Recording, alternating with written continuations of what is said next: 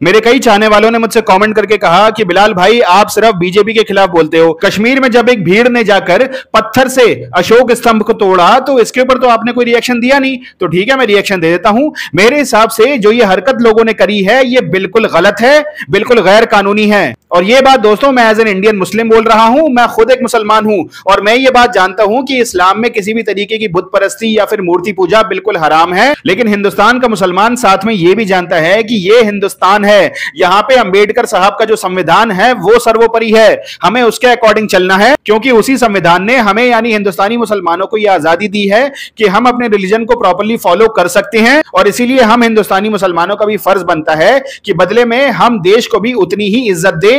National emblem जो कि हमारे देश का राष्ट्रीय प्रतीक है उसकी इज्जत करें। और जिन लोगों को नेशनल एम्बलम से बहुत ज्यादा दिक्कत है मैं उनसे यही कहना चाहूंगा कि ये गांधी जी का नोट जो हम जेब में रखते हैं, जो हमारी इंडियन रुपीस की करेंसी है, इसके ऊपर भी तो नेशनल एम्बलम होता ही है ना। कहां चला गया? हाँ ये रहा। इसके ऊपर भी तो नेशनल एम्बलम होता ही है। तो अगर दोस्तों आपको नेशनल एम्बलम से इतनी ज्यादा दिक्कत है तो फिर ये नोट भी जेब में मत रखो ना यार। अब लोग कहेंगे भाई कि वो तो दरगाह के बाहर लगा दिया गया था, हमने इसलिए जाके तोड़ा। तो मेरे भाई अगर आपको इतनी दिक्कत हो रही थी, मैं उन लोगों से ये सवाल पूछ रहा हूं जिन लोगों ने ये हरकत करी है, कि अगर आपको ये दिक्कत हो रही थी तो आप किसी से रिक्वेस्ट करके पीसफुली उसको वहां से हटवा सकते थे।